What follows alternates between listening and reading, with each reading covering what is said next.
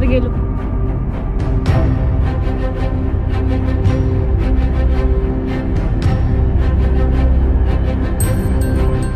नमस्कार मित्रांनो, मी साक्षी दळवी आणि तुमचं आपल्या YouTube चॅनलवर पुन्हा एकदा स्वागत आहे. तर मित्रांनो, कशा आहात? आशा करते की तुम्ही बरे असाल, मजेत असाल. तर मित्रांनो, आपण सह्याद्रीत असे बरेच गड किल्ले पाहिले आहेत. तसाच आज आपण एक्सप्लोर करणार आहोत सह्याद्रीच्या घनदाट जंगलात असलेला मृगगड हा किल्ला. तर मित्रांनो, मृगगडचा जो बेस विलेज आहे ते आहे भेलीव आणि आता मी आहे भेलीव या गावात. इथूनच जो ट्रेक आहे तो चालू होतो.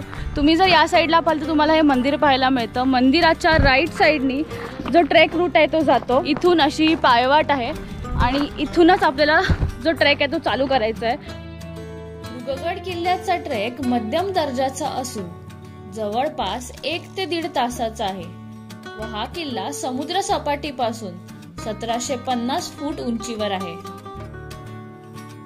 तर मित्रांनो, आपला 5-10 मिनिटाचा ट्रेक झालेला आहे आणि आता इथवर येऊन आपल्याला हा बोर्ड पाहायला मिळतोय. हा बोर्ड दुर्गवीर प्रतिष्ठानकडून इकडे लावण्यात आलेला आहे आणि जो आता ट्रेकचा रूट आहे तो काहीसा असा आहे. म्हणजे थोडीशी चढाण आपल्याला इकडे लागलेली आहे आणि आपल्याला पोहोचायचं आहे त्या पॉइंटपर्यंत. हा मृगगड किल्ला उंबरखिंडीच्या जवळ असल्याने टेहाळणी करण्यासाठी वापरला जात होता. तर मित्रांनो, स्टार्टिंगची जी चढाण होती थोडीशी पुढे आल्यानंतर मग ती संपलेली आहे आणि आता थोडं क्लिअरिंग आलेलं आहे, म्हणजे सरळ सरळ रस्ता आलेला आहे. तर ह्या ठिकाणी एक गोष्ट हमखास नजरेत येते, तो आहे कोकणात असलेला रानमेवा. आणि इथे मस्त करवंदाची झाडं आहेत. उन्हाळ्याच्या सुट्टीत आपल्याला करवंद तशी पण खायलाच मिळतात. तसं ह्या ठिकाणी करवंद आहेत. अशी मस्त या ठिकाणी करवंद खायला मिळत आहेत. जेव्हा आम्ही लहान होतो आणि जेव्हा आम्ही गावाला वगैरे जायचो तेव्हा अशी करवंद खाण्यासाठी एवढं तरसायचो आम्ही लोक. लिटरली मे महिन्याची कधी एकदा सुट्टी पडते शाळेला असं फील व्हायचं. तर ह्या ठिकाणी आल्यानंतर मग अशा आठवणी नक्कीच ताज्या होतात. तुमच्या अशा करवंदाला घेऊन काही आठवणी असतील तर नक्की कमेंट करून सांगा.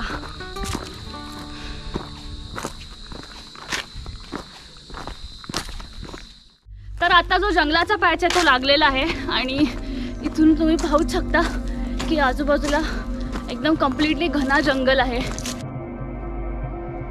महाराष्ट्रातील कमी भेट दिलेल्या किल्ल्यांपैकी एक हा किल्ला असल्याने त्याचे नैसर्गिक सौंदर्य मनाला भुरळ पाडणारे होते व अशा या जंगलातून चालताना वेगवेगळ्या पक्ष्यांचे मधुर आवाज कानावर पडत होते. तो मागे लागलेला बोर्ड पासून आपल्याला हा पॅच लागतो. इकडे खरं तर थोडासा कन्फ्युजन आहे.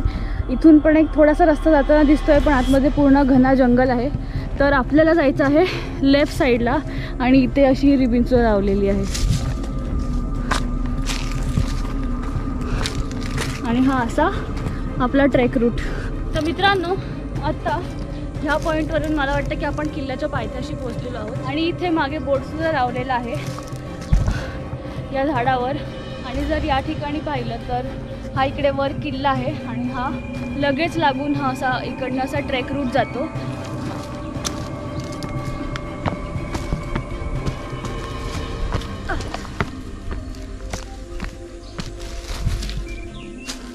मगासपासून चांगलं जंगल होतं, चांगला शेड भेटत होता, सावली मिळत होती आणि आत्ता चढाण सुरू झालेली आहे आणि इथेच नेमकी झाडं नाहीत. त्याच्यामुळे भरपूर घाम यायला लागलेला आहे. किल्ला जसा जसा जवळ दिसतोय तसं तसं चढाण अजूनच वाढत चालली आहे आणि ऊन सुद्धा लागत चाललेलं आहे. त्याच्यामुळे भयंकर एनर्जी इथे जाते आहे. आता सुरू होणार होता खरा थरारक प्रवास. 2 कातळ भिंतीमध्ये असणारी 1 फूटची गॅप चढून जाणे म्हणजेच चिमणी क्लाइंब. आता आपण ऑलमोस्ट पोहोचलेलो आहोत असं मला वाटतंय आणि या ठिकाणी जे रॉक्स आहेत तिकडे जागोजागी असे ॲरो लावलेले आहेत. तर मित्रांनो, आता आपण चिमणी क्लाइंब जो पॅच आहे तो आता आपण क्लाइंब करणार आहोत. या जागेवर पोहोचून आपल्याला अशी रोप लावलेली आहे, तुम्ही पाहू शकता. तर आपण या रोपच्या मदतीने हा जो पॅच आहे तो क्लिअर करू शकतो.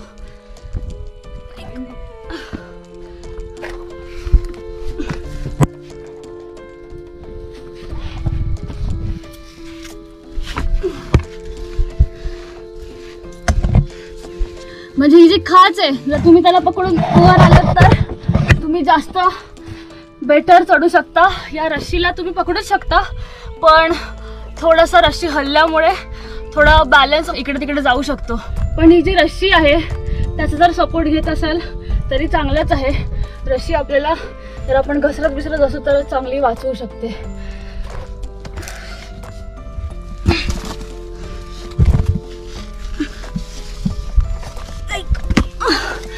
हो बापरे बाप.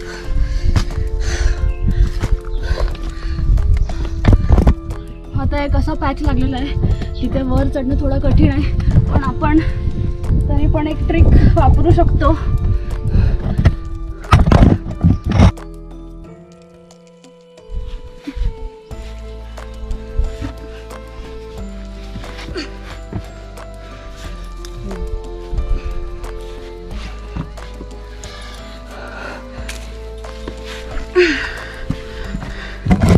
फायनली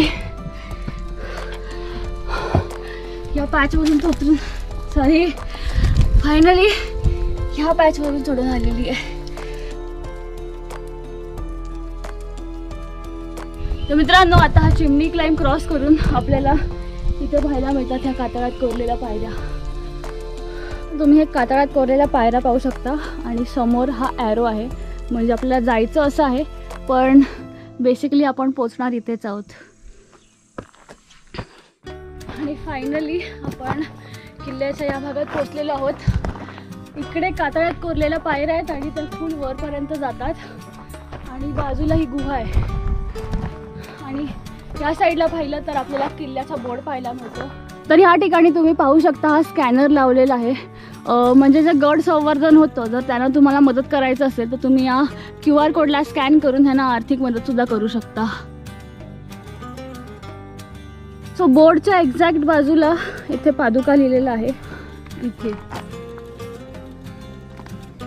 आणि इथून किल्ल्याच्या टॉपमोस्ट भागावर जाता येतं. तुम्ही ह्या कातळात कोरलेल्या पायऱ्या पाहू शकता आणि इकडे बाजूला एक गुहा आहे. तर तुम्ही या जागेवर येऊन वर किल्ल्यापर्यंत जाऊ शकता, किंवा याच जागेवर बाजूला ही जी गुहा आहे तुम्ही ही सुद्धा पाहू शकता. पण इथला जो रस्ता आहे, म्हणजे गुहेकडे जायचा जो रस्ता आहे, तो थोडासा डिफिकल्ट आहे, त्याच्यामुळे ते थोडंफार कठीण असू शकतं. पण अर्धा तास या जागेवर बसून आम्ही डिसाईड केलं ही जी गुहा आहे ती आपण एक्सप्लोर करून घेऊ. तर फायनली डिसाईड केलं की आता आपण हा पॅच पार करू. तुम्ही या ठिकाणी पाहू शकतात या ज्या पायऱ्या आहेत ते कंप्लीट या कातळात कोरून बनवलेले आहेत, आणि असंच आपल्याला पुढे त्या गुहेपर्यंत जायचं आहे.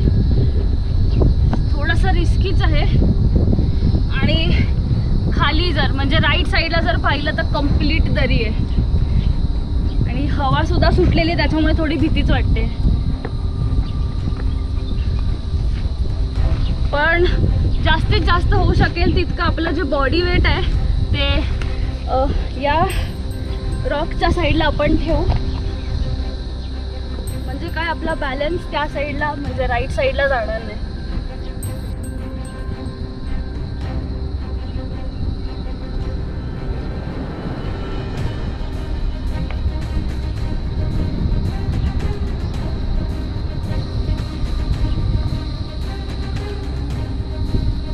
एवढ्या गरमीमध्ये हे एवढं तापलेलं आहे की हात एकदम भाजून येतोय.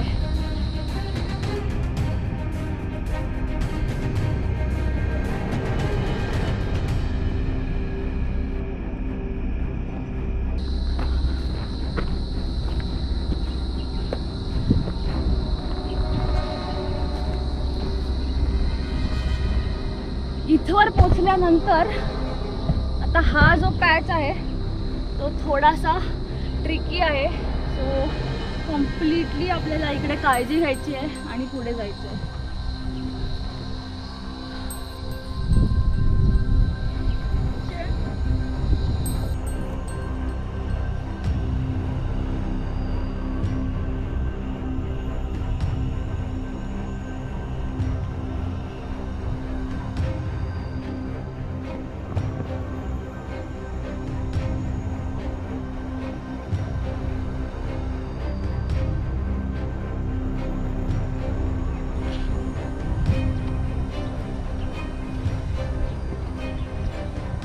ऑलमोस्ट पोचलेलो आहोत, पण ह्या दगडांवर हात ठेवूनच खूप भाजला जात आहे हात एकदम. आणि फायनली आपण येऊन पोचलेलो आहोत या केव्हच्या इकडे. हो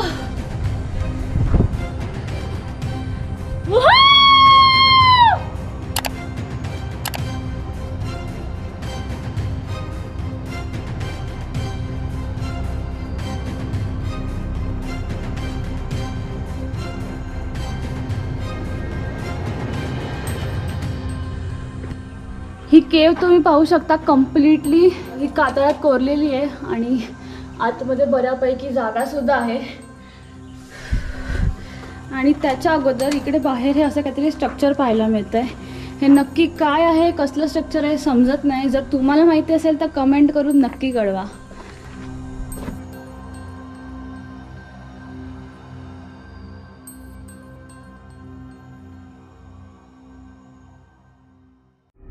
तर मित्रांनो, आता आपण गुहेकडे जाऊन आलो. आता वर किल्ल्याकडे जाऊ. इथे आपल्याला किल्ल्यावर जाण्यासाठी कम्प्लिटली कातळात कोरलेल्या पायऱ्या आहेत. तर तुम्ही या ठिकाणी पाहू शकता, कातळात कोरलेल्या पायऱ्या आहेत आणि इथूनच आपल्याला वर जायचं आहे. फटफट आपण वर जाऊ. या ठिकाणी ही आपल्याला रशी पाहायला मिळते, नवीनच लावलेली आहे. सो ह्याचा पण खूप चांगला आपल्याला सपोर्ट या ठिकाणी मिळतो आहे. जर तुम्ही या पायऱ्या पाहाल तर हा जो पायऱ्यांचा पॅच आहे तो कम्प्लिटली आपल्याला कलावंतींसारखं पाहायला मिळतोय. कलावंतींना सुद्धा असाच पायऱ्या आहेत.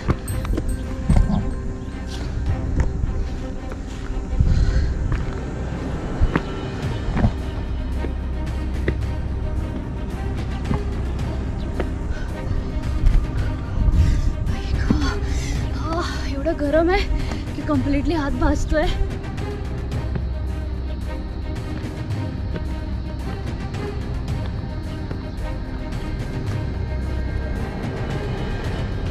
आता ज्या पायऱ्या होत्या त्या इथपर्यंतच होत्या. आता इथून वर जे असेच दगड आहेत त्याच्यावर आपल्याला पाय ठेवून जायचं आहे. ओके, सो थोडासा वर येऊन परत या कातळातल्या पायऱ्या आपल्याला लागलेल्या आहेत.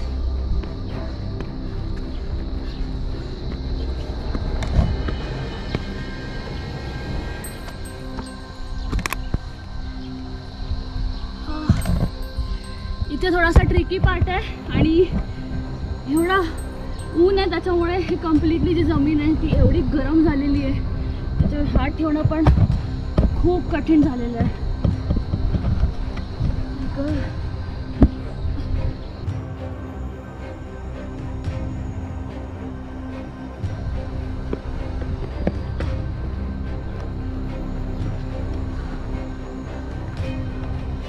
हा पॅच झाल्यानंतर या ठिकाणी परत एकदा आपल्याला जे कातळात कोरलेल्या पायऱ्या आहेत ते लागलेल्या आहेत आणि त्याच्याच बाजूला कातळात कोरलेलं एक शिल्प या ठिकाणी पाहायला मिळतंय. खरं तर समजून येत नाहीये, पण हनुमानाचं शिल्प असावं जसं आपल्याला इतर किल्ल्यांवर पाहायला मिळतं तसं.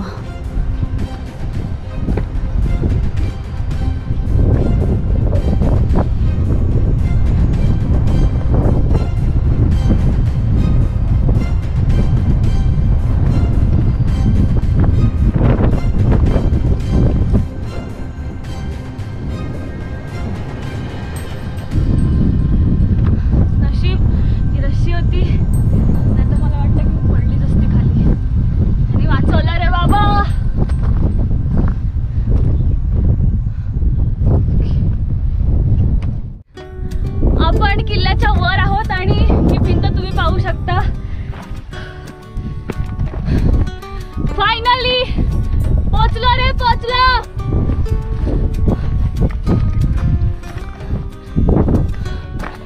किल्ल्यावर पोचताच आपल्याला इथे काही अवशेष पाहायला मिळतात. या ठिकाणी मला वाटतं काही सदर वगैरे किंवा काही खोली वगैरेचे अवशेष आहेत आणि ह्याच्याच बाजूला इथे एक छोटेखानी मंदिर आहे.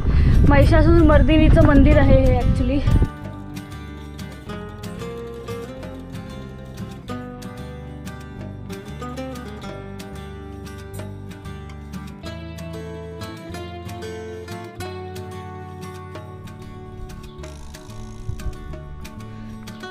मित्रांनो, या ठिकाणी खरं तर पाण्याचा टाका आहे, पण ह्या ठिकाणी एवढी गरमी आणि एवढी हीट आहे त्याच्यामुळे पाण्याचा एक थेंब सुद्धा दिसत नाही.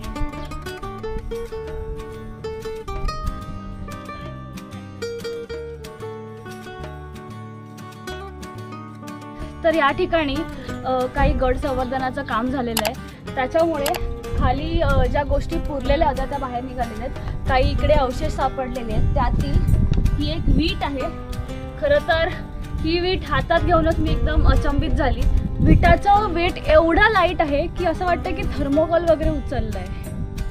खरंच अद्भुत आहे. तर एवढी वीटच नाही तर इकडे अजून बरेच अवशेष आहेत. एक हे आहे इथे, मला वाटतं असं गोल जात्यासारखं काहीतरी आहे, जात्याचाच अवशेष असेल.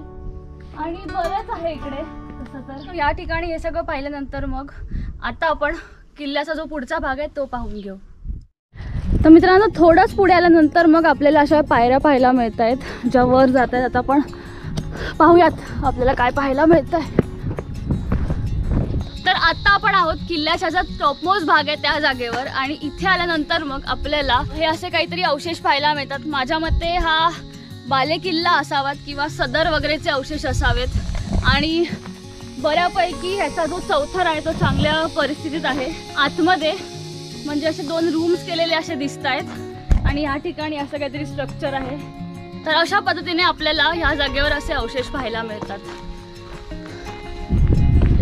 तर मित्रांनो, आता आपण चाललेलो आहोत किल्ल्याचा जो शेवटचा भाग आहे त्या ठिकाणी, आणि आपण येऊन आता पोहोचलेलोच आहोत. आणि या ठिकाणी सुद्धा आपल्याला कातळातल्या या टाक्या पाहायला मिळत आहेत. अशा इकडे 2 आहेत आणि त्या साईडला सुद्धा एक आहे.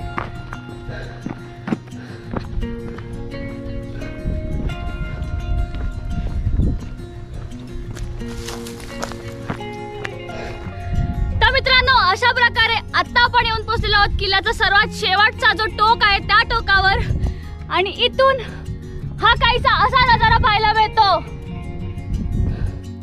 या किल्ल्याचा फारसा इतिहास माहित नाही, पण असे सांगितले जाते की जवळ असलेल्या उंबरखिंडीत छत्रपती शिवाजी महाराज आणि कारतालाब खान यांच्यात लढाई झाली होती व त्यावेळी हा किल्ला वापरण्यात आला होता. या लढाईत मराठ्यांनी मुघल सैन्याला हरवून मोठा विजय प्राप्त सुद्धा केला होता.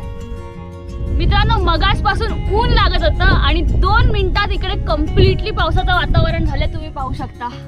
खरंच असं वाटतंय देवा पाऊस पाड.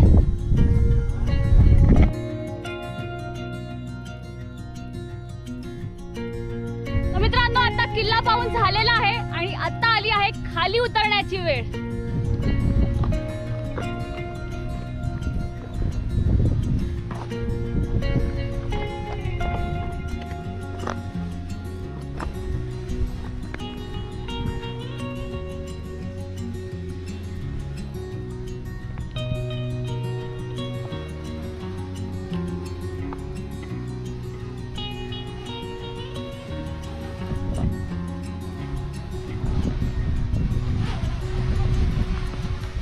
चढताना सगळं ठीक होतं, पण आता उतरताना भरपूरच भीती वाटते.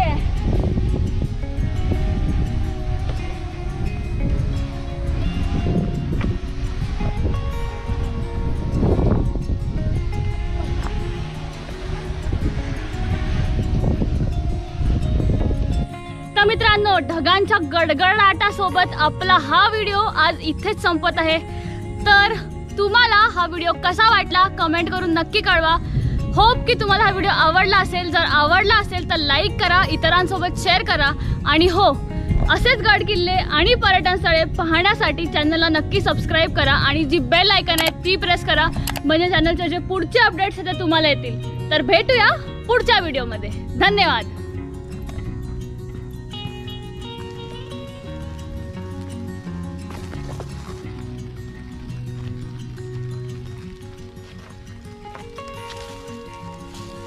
तर मित्रांनो, तुम्ही जर कधी मृगगडला येत असाल तर मृगगडच्या पायथ्याच्या गावात म्हणजे भेलीव या गावात मृगगडचा ट्रेक चालू व्हायच्या अगोदर आपल्याला दुकान पाहायला मिळतं. तसं ह्या ठिकाणी तुम्हाला जेवणाची सोय पण होते. जर तुम्ही कधी येत असाल तर तुम्ही किल्ल्यावर जायच्या अगोदर मला ह्या इथल्या काकी आहेत.